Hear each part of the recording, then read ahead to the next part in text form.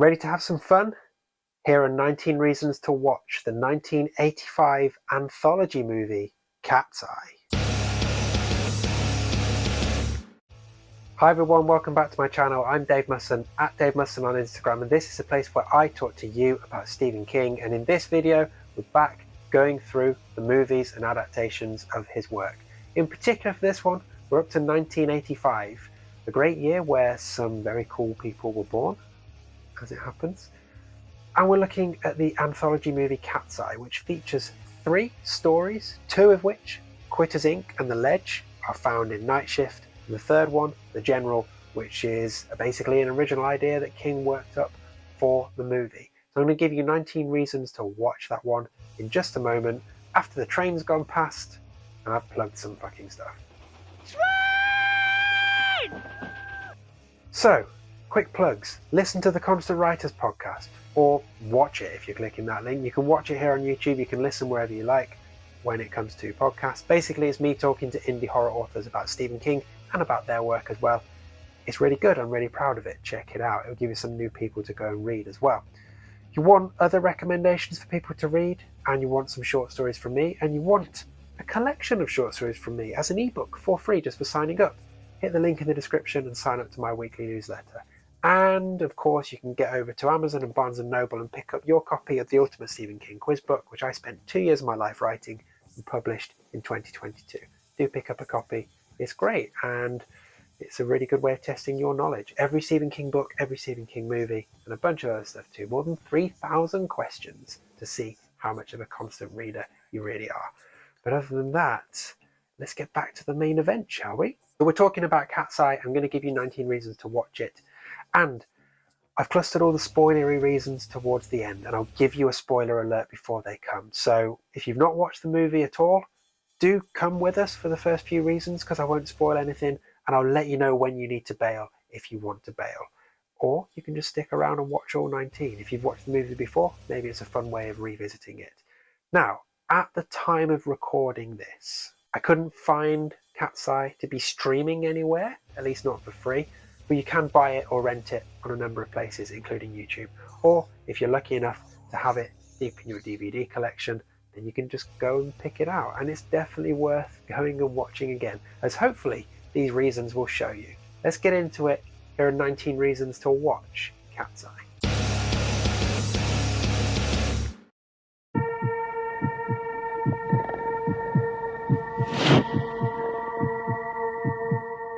So your headline reason for this one is fun. This movie is fun. Where's your sense of humor? It just really works brilliantly. The 2 Night Shift adaptations are very satisfying. The final section is a bit silly, but still fun. And it just underlines how good an anthology format is for King's shorter works. This one is more Twilight Zone than Creepshow. But did I mention it's fun? And it's in and out in 90 minutes. Like, grab some popcorn and have some fun. I'll be watching you. This is King's second screenwriting credit after the stuff he did for Cujo in 1982. And he does a good job. And you pair that up with a good directorial job from Lewis Teague, who also did 1983's Cujo, and you're onto the foundations for a solid movie, which is what you have. Did I mention this one's fun? Now, if you're into film scores, this might interest you, assuming it's accurate. I didn't have time to fully verify it, but I read that Alan Silvestri, who did the soundtrack for Back to the Future, Forrest Gump, he did this soundtrack, and this was his first horror soundtrack, apparently. So there you go. So for the second King movie running, we get Drew Barrymore in the lead role, and actually she has 3 roles in Cat's Eye. So most obviously and most famously, she plays the little girl battling the little troll that comes out of her skirting board in the final section, but she's also in the other 2 sections as well.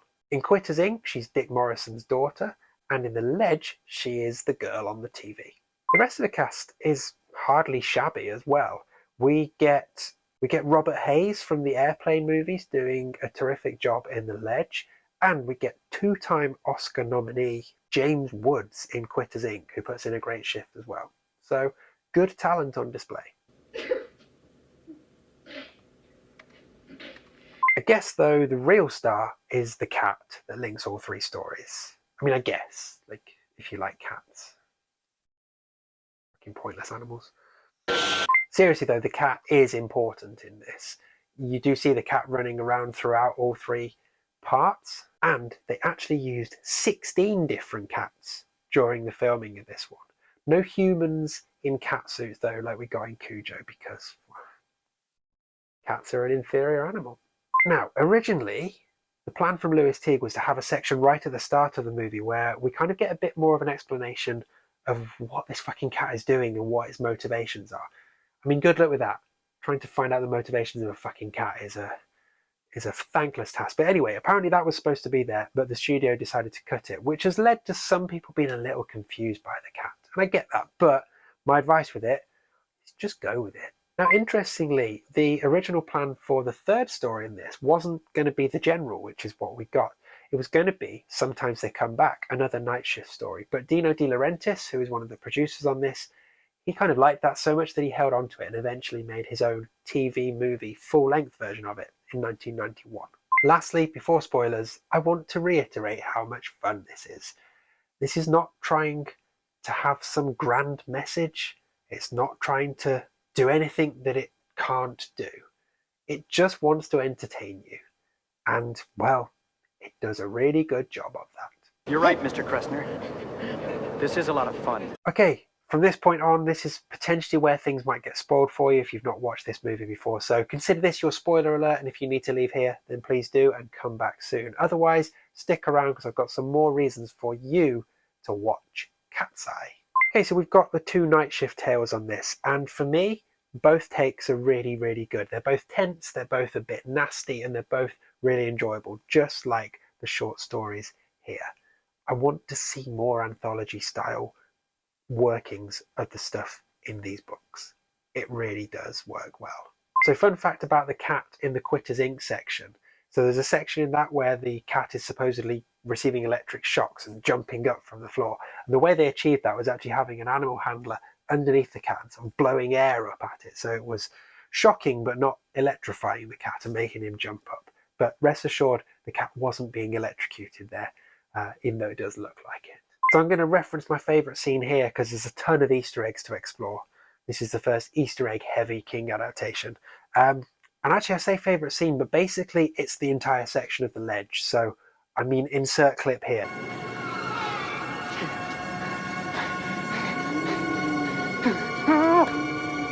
As for my favourite line, I mean, the bit where they talk about the size of Polly's pecker did make me snort with laughter because I am a child. I certainly never realized that Polly had such a big pecker. Okay, right. 5 reasons still left, and we're about to start Easter eggs. Okay, let's see how many of these we can get through.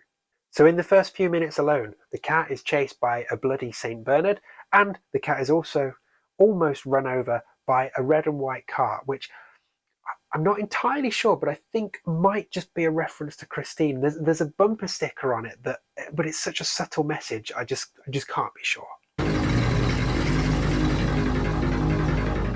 So in Quitters Inc., James Woods is actually watching the 1983 Dead Zone movie on TV and very funnily sort of spurts out, "Who writes this crap?" No idea what's going on in this damn movie anyway. I don't know who writes this crap. Whereas in the Ledge section, one of the characters is flicking through a magazine. Now, you have to be eagle-eyed to spot this, but that magazine is the July 1976 issue of Penthouse, which is the issue of Penthouse in which The Ledge was first published. Nice touch. Oh, another Easter egg for you. In the final section, Amanda's mother is reading Pet Sematary. So as for connections, they've kind of already been covered. We've got Drew Barrymore, we've got Lewis Teague, we've got Dino De Laurentiis, who all have links to other works. Drew Barrymore and Firestarter, of course. Lewis Teague directed Cujo, and De Laurentiis producer on this, Firestarter, The Dead Zone, Silver Bullet, Maximum Overdrive, and Sometimes They Come Back. The other thing to mention is the bridge. So the drawbridge in this was filmed South Carolina. I think it's South Carolina. Correct me if I'm wrong in the comments. It's the Isabel Holmes Bridge, and we see that bridge again in 1986's Maximum Overdrive. And lastly, we've got to talk about the goblin monster weird sock puppet thing that comes out of the skirting board in the final section. I mean, what?